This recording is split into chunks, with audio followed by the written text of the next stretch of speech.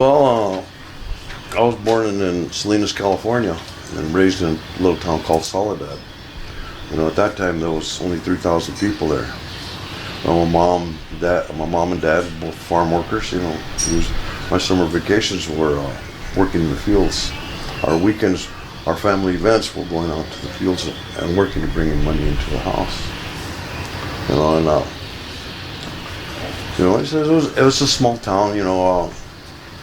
We used to during the week they'd throw us out of the house during the day, and we weren't allowed to come back till the streetlights come back on. It was safe back then. And if we wanted to eat something, they'd give us a taco or sandwich and stuff, and then keep on playing. It was nice growing up. With one of our places to hang out and play was a place called the Pinnacles. The Pinnacles was an old dead volcano. It was 18 miles away. We used to walk over there, but we knew all the shortcuts, so it would be about half the distance. And also, the Pinnacles was a hideout for Joaquin Murrieta. You ever heard of Joaquin Murrieta? I haven't. He was a Mexican prospector up in Sonora County, up north. He was prospecting for gold, and a bunch of white cowboys went over there. They got him. They beat the hell out of him. They tied him up to a tree. They hanged his brother, and they killed and raped his wife. So they say he went on a rampage. So what he started doing, he started going after all these white guys. Mm-hmm. He was the Mexican Robin Hood. He used to take from the rich and give to the poor. Yes. Matter of fact, you seen the movie Zorro with Antonio Banderas? What was his name before he was Zorro? Joaquin Murrieta. So the legend of Zorro is based on Joaquin Murrieta, and he used to be around the San Jose, Fremont, Niles, Hollister area, and one of his hideouts was the Pinnacles. Matter of fact, as a kid, my grandmother would tell me that Joaquin Murrieta had some treasure buried there, and that's why we would go over there to the Pinnacles to go try to look for it. But we would never find it. So Joaquin Murrieta, I've known about him since I was a little kid. We've heard stories about him. And this is going to be, this will come full circle as he grows up, because then he meets Rodolfo Gonzales, Corky Gonzales. Corky Gonzales does a poem called I Am Joaquin. It's a very powerful poem, and yeah, you'll hear about it.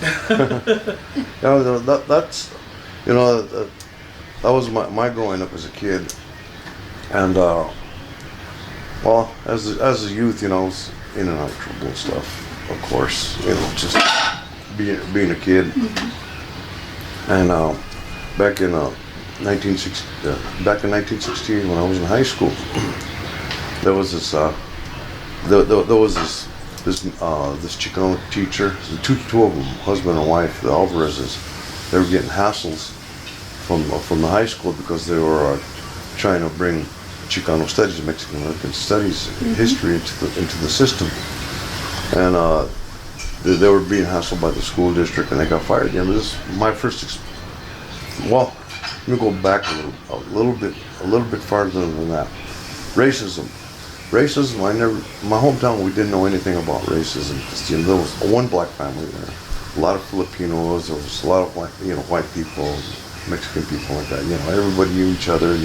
Racism didn't exist anymore. But my first experience with racism was in 1967, when because my father's from Texas.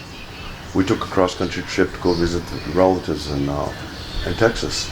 My dad drove something like about 20 hours. And we went to a little town in Texas early in the morning. I don't even remember the name of the town. We got off to go eat breakfast. We went to the restaurant, and right on the door there was a big sign that says, "No dogs or Mexicans allowed." That was my first experience with racism. I couldn't believe it. And then a year later, back in '68, that's when the Alvarez thing was happening. And Chemo, Sal Candelaria, Anselmo, Sal Candelaria, him and another Black Beret named Jenny Rodriguez. They came and they were talking about Chicano movement. They were talking about racism, Chicano education, how it began. They did just a bunch of information. They sang songs. They sang La Cucaracha. You heard that song, Cucaracha? Mm-hmm. The new Cucaracha? Has she ever heard that one? The nueva Cucaracha, that's one we used to sing. It goes, la cucaracha, ya no quiere caminar porque no tiene, porque le falta la justicia y libertad. O sea, una cosa muy de risa es el gringo sin camisa. Una cosa muy de risa es el gringo sin camisa. Y what was the rest of it? Ya se van los explotistas porque vienen zapatistas. La cucaracha, ya no quiere caminar porque no tiene, porque le falta la justicia y libertad. Ya la gente está cansada de promesas olvidadas, de tratados quebrantados y derechos machucados. La cucaracha, ya no quiere caminar porque no tiene, porque le falta la justicia y libertad. They sang songs like that, songs like Yo soy Chicano, tengo color, americano, pero con honor. Cuando me dicen que hay revolución, defiendo mi raza con mucho valor. It's a song called Yo soy Chicano. Mm-hmm. That was like the theme of the times. We used to sing that while we used to march and stuff. Marches, all these songs. It inspires and keep us going. Yes. And all this was just really tripping me out because it was something new to me, And they later on, I met Joel Viniegra. No, Luis Viniegra first, and that was before he was a Black Beret. I met him a while back, and then I met his brother Joel back in '68. He was the one that recruited me into the Black Berets.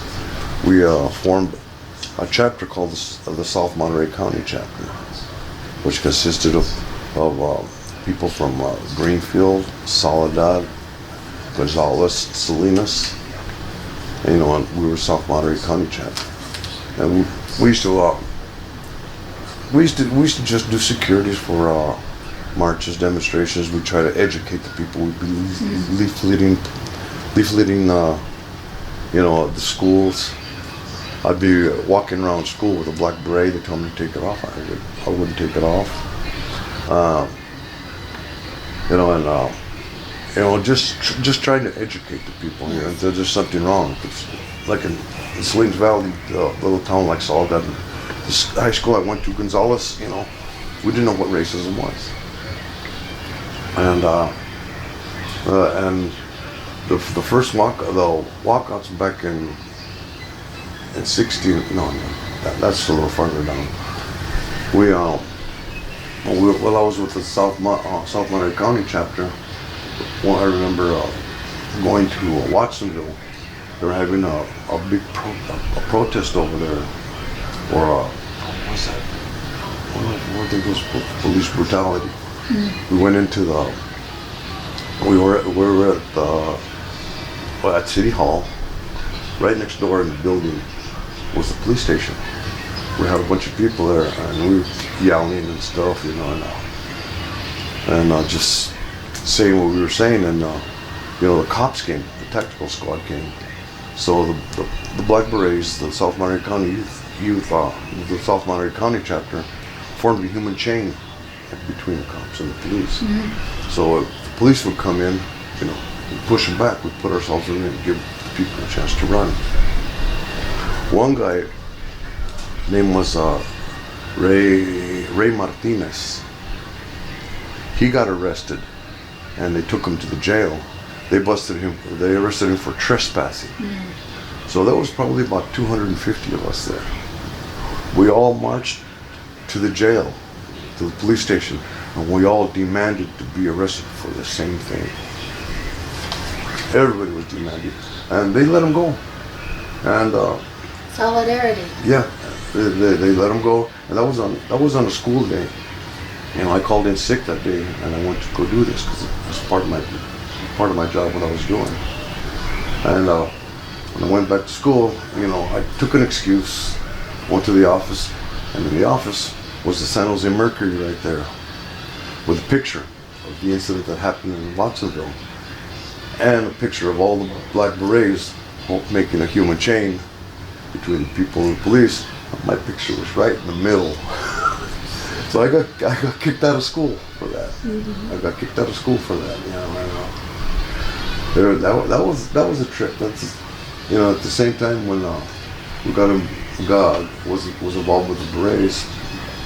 Joel, Luis's brother Joel, they were green belts in karate, taekwondo, Korean style, and they got me involved. You know, because I'm a vato loco from the streets, man. I knew how to fight, man. I had a reputation, everything, you know, bad boy. I was one of the bad guys. And the way he started teaching me karate, he says, this is the way you kick, this is the way you punch, this is the way you block. Get ready, I'm gonna kick your ass. That's what got me involved with the martial arts. And he kicked my ass, and there wasn't too many people that were able to kick my ass at that time. So after I got kicked out of school, I went to San Jose. That's when I moved to San Jose, and I was living with at that time he was another Black Beret. His name was Jesse Dominguez, and his wife. And I went to a school called Oberfeld High School. Well, I tried to get into San Jose High. They didn't want me because I was labeled as a communist at that time. So a lot of the schools didn't take. San Jose High didn't want me. Andrew Hill didn't want me.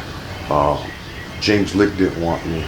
I went to Oberfeld High School. I used to walk probably maybe about a mile and a half to school every day. But when you're young, you get tired, you know. And I wore my beret over there and stuff, and I organized the Chicano Student Union at Oberfeld High School. And that was within 2 weeks I was there, and I got kicked out of that school for organizing. So I transferred to another school. It was Piedmont Hills High School. I was there 2 weeks, and I organized the Mexican American Youth Association, and I got kicked out of that school too. So, you know, I got during growing up, you know, my high school years, you know, I never graduated from high school. You know, I got deprived because, you know, it's, you know, in the causa, you know, in the cause, you know, doing stuff we had to do with the Black Berets, you know.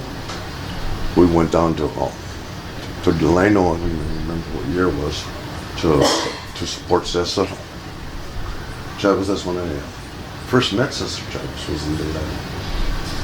And I don't know, he was a trip, you know. It was just something about him. You could see, you know, just the energy level he had. You could see he was very spiritual. He was a man of peace. You could see it, and even in his face, the looks, the way he talks, the way he expressed himself. You know, it was very, very impressive. Wow, you know, what's this guy trying to do? You know, and he was organizing the farm workers, and he got together with us, and we used to do security for him. When he used to speak, you know, we would do security for them. And matter of fact, let me go back even a little further. It's an important part I skipped. Okay, well, the Black Berets, this is before I even got into the Black Berets. The Black Berets started in 1959 by Sal Chemo Candelaria, together with a guy named Alex Diaz, that ended up being a sheriff. Ray Escudero from San Martin, Tommy Martinez, and some other people, I don't even remember. When when Black Berets first got together, they were known as the East Side Youth Club. And that's what they were known as. And they were located in the area of Sal Si Puedes, where Cesar Chavez was raised at. That's an area between King Road and Jackson Avenue, between Santa Clara Street and Story Road. And they call that Sal Si Puedes. That's why they call themselves the Jackson Kings, because Jackson Avenue, King Road, call themselves the Jackson Kings for that. And that was a group, Jackson Kings, then the East Side Boys Club. Okay, then back in the from what I've gathered and story, history that I was told about the Black Berets, they used to do security around Cesar Chavez, Dolores, and stuff like that, and they started noticing the cops would be taking pictures of them. They're wearing the berets or their field jacket, a green field jacket, and cops would be taking pictures of them and stuff, and trying to identify them. And they said that there's a better way of doing this. So the people from LA, they wanted to start something together. And that was David Sanchez met with Sal Candelaria with Chemo. And between them, they formed the Brown Berets.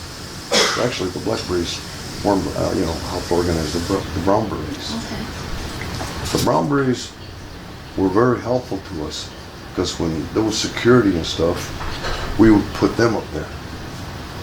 They'd be wearing brown beret, their khaki colors and stuff like that. And when we'd be in security, we'd take off our berets and we'd put them away, so nobody knew who we were. We were security around the security. They would be the targets. It wouldn't be us anymore. Yeah, I told you that. An illusion. Hmm? An illusion. An illusion, exactly.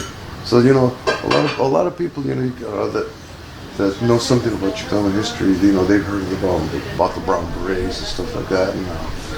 And you mentioned the Black Berets, and they say, "Oh, I never heard of them." That's how good we were. Because we started. Listen, we were warriors. We're thinking like warriors. What good are we going to be? If we're in jail, if we're locked up, if we're in prison. How are we going to help our people? Because, the government back then, in order to kill an organization or to dismantle any kind of organization or group, what they would do is that they would set up like a center and stuff, and some of the leaders, they would give them high-paying jobs.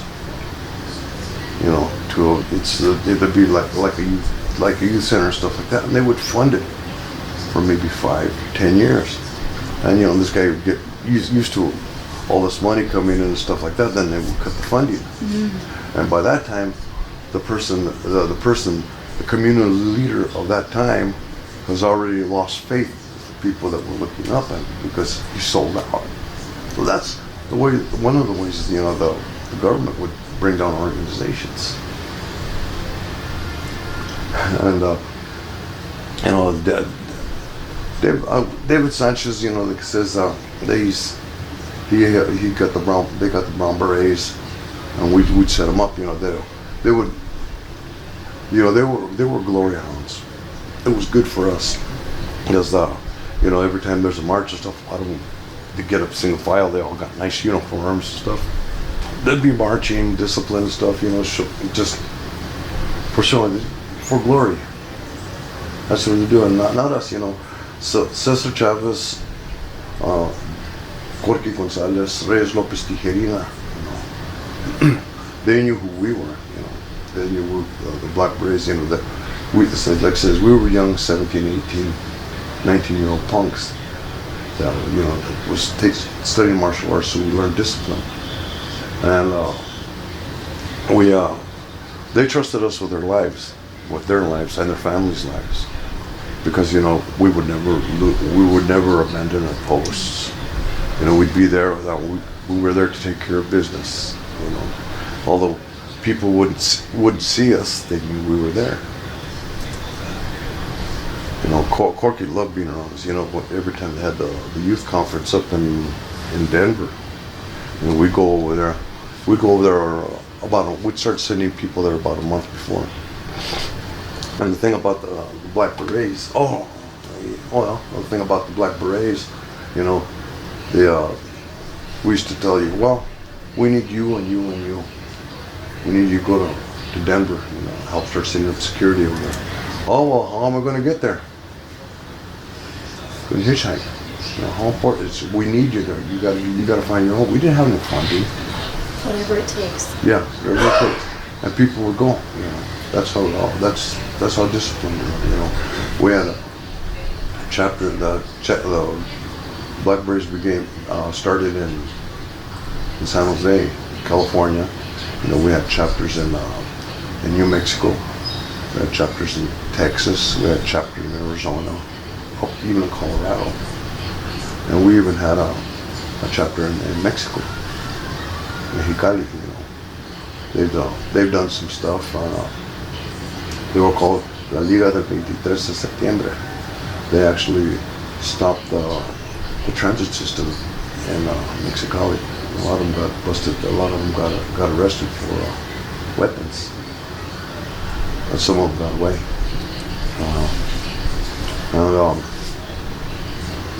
You know, it's